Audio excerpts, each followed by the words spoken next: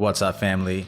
Welcome back to the Stop Sinking Show, where we work to heal what matters to us, to grow what matters to us, so we can scale all the things that we care about in our life, our business, and our relationships. Today, I want to talk to you about quitting. Should you quit? Is it the right time to quit? Have you done all that you can to make that decision wisely?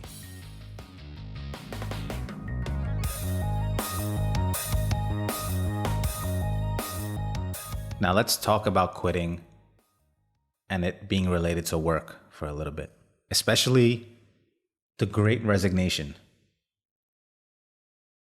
A lot of people are quitting right now. A lot of people are quitting their jobs. With the pandemic, many people got used to working from home and many moved because of remote work and being able to work remotely to lower their cost of living while living in an expensive place and while living in a congested area if you can work remotely and save money and still have your high-paying job. And now that a lot of these people are being called back to work, many of those people who were already unhappy for a long time or probably on the verge of quitting anyway, this return and this expectation to come back to the office is prompting them to finally pull the trigger and quit. A huge percentage of the workforce is quitting their jobs right now. As somebody who's quit their job for good after 15 years of corporate slavery, I would call it, I want to explore the topic, should you quit? Should you quit your job? Should you quit on anything? But let's keep it to work for now. And the answer, which you're not going to like, is yes and no. It all depends on who you are and what you know about yourself. You must answer some basic questions first. What's next? Is it another job? Are you thinking about going into business? What do you expect from the next place to be different? You should have and you must have your criteria clear before you make the decision to quit. You have to know what you're looking for. And you must be honest with yourself. You have to be honest with yourself. Assuming that you are seeking growth and that's what's prompting your move. Be honest if you are willing to do the work required to match this initial optimistic ambition that you have. It's going to take follow through. This is even more applicable if you are starting a business, which can really, we can explore starting your own business and quitting your job to start your business, because that's exactly what I did. And the entrepreneur myth, you're most likely a technician. You know how to do one technical part of your entire company's job really well. Because you understand the technical work does not mean that you can run a business that does that technical work. Because you yourself understand the technical work, it does not mean that you can run a business that does that technical work. Those are two different skill sets. It's not that you can't develop it, but if you're quitting your job to start a business, understand that it will take more of you. So you must have your criteria clear. You must know what you're looking for or what you're trying to get away from. Because you may find that you may find more of the same out there. You may encounter much of the same ideology, same frustrations, the similar nuances and nuisances wherever you go. So is it even worth it to quit? Are you sure that you are quitting for the right reasons is why I'm asking you this. What do you expect to find out there? Again, be clear or you may not like your decision. Now, added bias, regardless, even if you make a mistake in your decision making, which I have at times, or I felt like I've made a mistake, I've never regretted moving jobs or never regretted quitting certain jobs in the past to move on to different ones. And I've moved a lot in my career. Every a year or a year and a half, I was in a different company or in a different role. And that kept me curious. It kept me learning, constantly learning. I got comfortable being uncomfortable. I got used to making my place fast in a company. learning fast and adapting fast. No 3 to 6 month ramp up periods. Those were too slow and made for lifers. I tried my best to squeeze the juice out of every month, so while most people were still ramping up, I was already running full speed, halfway through this role and looking forward and working towards the next role. I voluntarily left multiple positions to seek growth in other ones or to seek fulfillment in different ones. But in sharing a story about the last job that I quit, which kept me from going back to the job field in general, my 15 years in corporate America served and left in 2018. I was at this company for 4 years, and there was growth opportunity. I had 4 positions, 4 different jobs in 4 years working at this company. So I can't say that they lacked the opportunity for growth, at least for me, because I went for things. When something opened up, I went for it. I wasn't afraid to interview or put myself in a position to be rejected every year. But that doesn't mean that because of that growth, I felt fulfilled. Because work should come with some meaning. You work 40, 50, 60 hours a week. It is your greatest opportunity to do something meaningful in life. It is your greatest concentration of focus put towards anything in your life. So to demean it and use it as just a means to an end to make a living is a huge mistake. It is your greatest opportunity to make an impact in the world. But most of us think that that's reserved for the lucky. Very few of us have a vocation. Many of us just have jobs, meaningless jobs. At a certain point, we reach in our lives an apex of responsibility, stress, which makes us risk averse, and we tend to give up on what now seems like childish dreams. But it doesn't have to be this way. Words I live by that really make this difficult for me to just clock in and do my meaningless work. Work is love made visible. And if you cannot work with love, but only with distaste, it is better that you should leave your work and sit at the gate of the temple and take alms of those who work with joy. For if you bake bread with indifference, you bake a bitter bread that feeds but half man's hunger. And if you grudge the crushing of the grapes, your grudge distills a poison in the wine. If you sing, though as angels, and love not the singing, you muffle man's ears to the voices of the day and the voices of the night.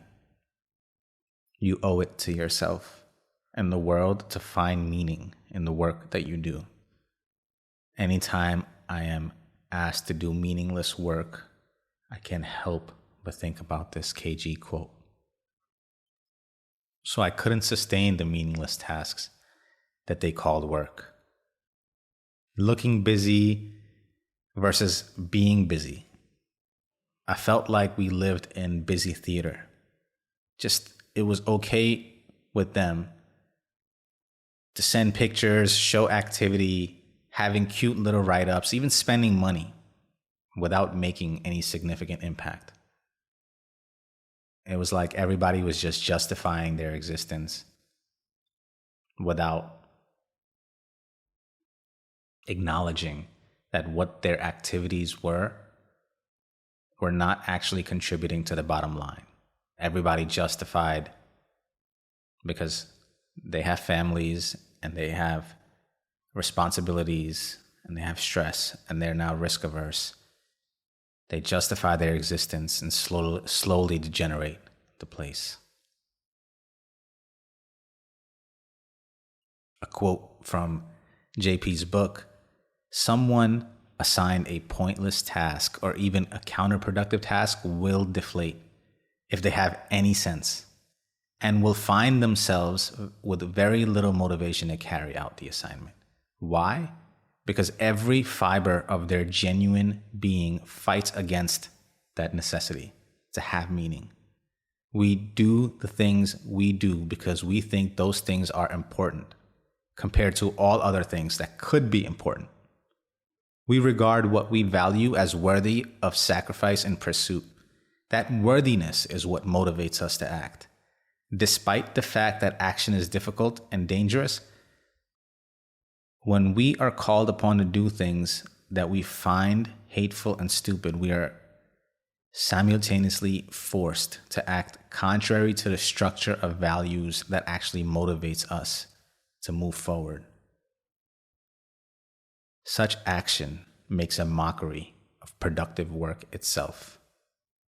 So though I had growth and my income grew over the years, and I had different scenery outside my window, they even moved me to a different part of the country, I didn't feel like the work was meaningful, and ultimately that was killing me inside. I also have a disdain for duality. I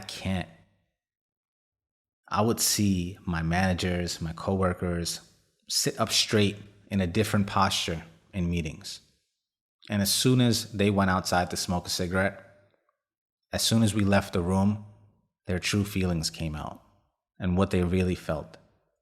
So much politics and inability to say what is necessary, which really contributed ultimately to the downfall and the degeneration of the growth. They still exist today. So I don't wish ill upon any of them. But they are missing an opportunity that lies within the minds of the people that work there. But their mouths are shut because leadership does not accept it. They're happy enough with activity. Now, I'm a stubborn quitter. It wasn't easy for me to leave this place. I'm always coming back and always looking to come back another day to see if I can do something different. I have a tireless approach to immediate failure. If I can't get through to someone, I always remember that they are someone's husband, someone's wife, someone's kids, someone's brother, and someone gets their good side. Their good side exists. I just haven't earned it yet. It makes it very difficult for me to quit. I always think that there's some unique set of words or a sentence or some actions that I can put together for it to unlock a different experience for me. I'm willing to go through and try countless permutations to make something work, to be sure that it isn't me that's the broken part. Only after exhausting myself through attempt after attempt, actively, day in and day out, month in and month out, do I and can I finally come to terms to move on from a situation. And I have to be careful. I've learned this lesson. Staying past the point of being sure, staying past the point and staying too long of being sure of this has its counterproductive regret as well. Like I'm feeling like I've wasted my life. Your ego has an embedded growth obligation. My ego does not want to be anywhere longer than a second once it knows it's time to move on. Now, before this seems like an encouragement to quit, I want to point out with caution that this isn't a place to seek permission for quitting. It is more common today to find people who quit too fast and too easily than the rare ones who need to be given permission to quit genuinely. The world lacks stick-to-itiveness. That's a word that my friend's mom taught me. Stick-to-itiveness. We're all attracted to the next shiny object and don't stick with and don't give what we are currently doing its just due. You don't get the views without trekking the mountain. That requires you to stick with the uphill battle long enough to go see what few have seen. You have to give everything its justified time so you know that you have formed an accurate opinion, identified its true challenges, and unlocked some learning at least to take with you to the next chapter. I have a rule of thumb of giving a job, project, or niche minimum of 6 months, at least a year. But our ego tells most of us that this much time is not needed. We don't need this much time. If something is working or broken, we can know right away. And unless you found yourself in an abusive environment, which then, yes, you maybe have determined that it's time to move on if it's abusive. Most of what you think is broken is probably a projection of your own. We fill in the blank misery that looks too familiar and too much like other misery we've been through. So you quit faster than giving it a chance to reveal other parts of itself to you that may not have been like anything else you've experienced. Most of you are exactly where you deserve to be.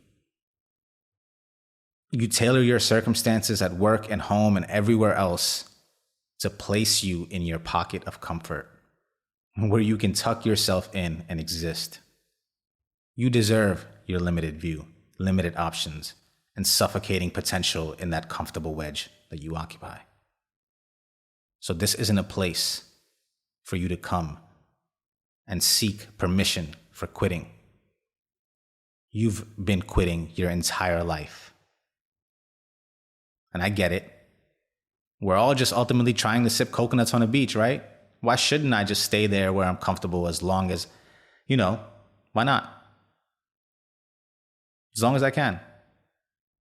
I'll just find other ways to fulfill my life. I'll just play sports. I'll join a league. I'll go bowling. I'll find something else on the side to fulfill my life. First, I'll say, if you can truly feel this way without any regret and feel contentment in your heart with no complaining, no judgment of others, and you feel truly content,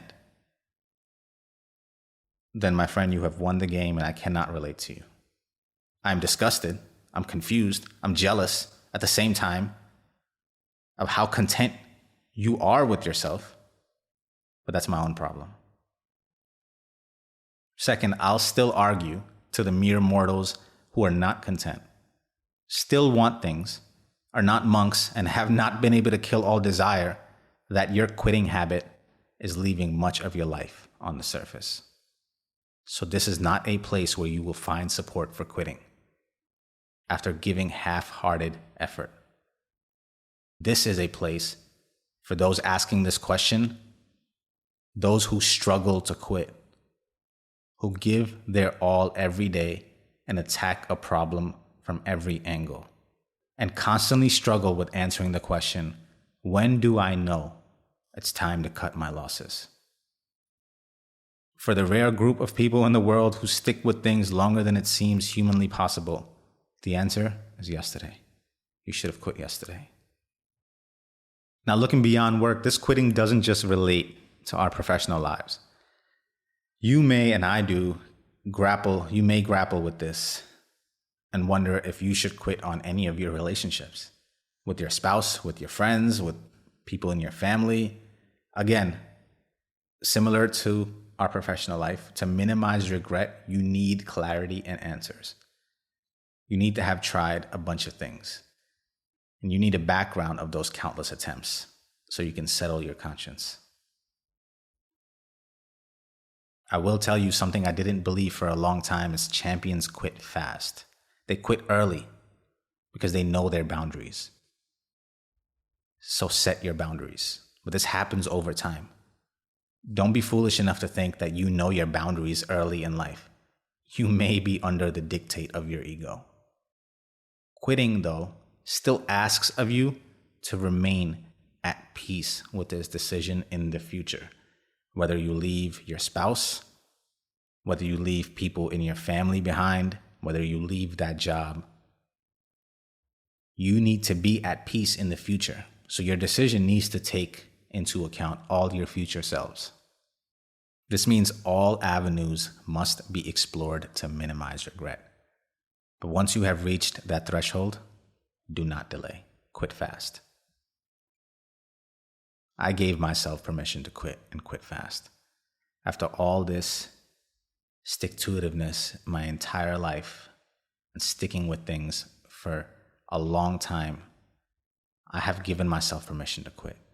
And it doesn't come naturally to me. My girl can start a show, a movie, even in things like this, start a show or a movie, and she can watch the first 10 minutes and decide it's not worth watching it and just move on to the next thing and start watching the next thing. My completion-obsessed self has to finish that movie now. You just got me stuck. Even if it's a bad movie, now I have to watch it. Why would you let me watch the first 10 minutes of it and not let me finish it? Now I gotta watch the rest of the movie. I'm gonna wonder what was going on. But not anymore. I can feel that lightness that she must have. Just browsing for liking, I can taste and then move on. Feels good. But it takes courage. It takes courage to quit. And no one knows the parameters under which you make your decisions. No one has an idea and can see the vision you can of your future self. You owe no one an explanation of it either. You only owe yourself. You owe yourself the clarity that's required to make a sound decision that you can live with. It's only you who will look back and will either regret or feel solid in the decision that you've made. Just make sure you've done the work required with true honesty and diligence for that future you to not look at the now you with remorse and disappointment. It's difficult. It's very difficult to distinguish between quitting for a reason that will sustain the test of time and the reason that will be defeated through the future barrage of your doubt and repentance. Be sure your decisions lead you to run towards something, not away from something. Know what you're running towards. Be clear. So what's the cost of not quitting? What happens if you delay and you stay there? Misalignment. You increasingly start living in a world that is more and more distant from the life that you want for yourself. And the part of you that knows that will start to go through the motions and disassociate with the life that you are living. You are misaligned. You are stagnating. Your skills are depreciating. Staying somewhere too long keeps you from gaining the time spent building experience in somewhere else, in some different realm that will be required of you tomorrow if that's the vision you have for you. The longer you stay, the more disconnected you become from the skills required to summon your potential. You continue to remain unchallenged. You continue to remain untested. Further separation from your grip on the marketplace. You further degenerate your confidence. And the stronger the grip of that headlock that your current situation has on you. And the longer you delay quitting, the more you solidify your fear of change. The longer you delay, the main cost of not quitting is that most of the unfamiliar and unknown things out in the world are kept unfamiliar and unknown. They're kept outside that door of that decision that you are afraid to make. And the more it frightens you to uncover what may be behind it. The longer you delay quitting, the more you solidify your fear of change. and your best is at rest. If you aren't truly happy, aligned, not stagnating, and not challenging your fears, you may not be living your best life. You are not showing up as you fully can. We are all built to seek challenges. And our height increases in the face of challenges. When confronting a fear, the voluntary nature of it changes it from a fear to a challenge.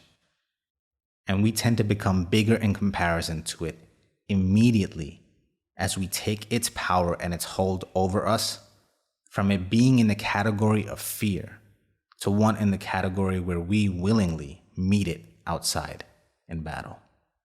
We bring our might to this fight. It's a positional change. So again, to answer the question in a way that probably makes you hate me, should you quit? Probably yes.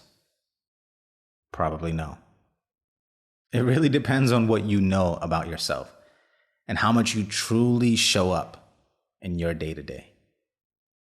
And if you have done the work required to earn the right to quit. And the one judging you on whether you have earned that right will be your harsh critic of your future self. If you quit, just remember, what you carry inside in your heart is not changed by moving your body from one place to another.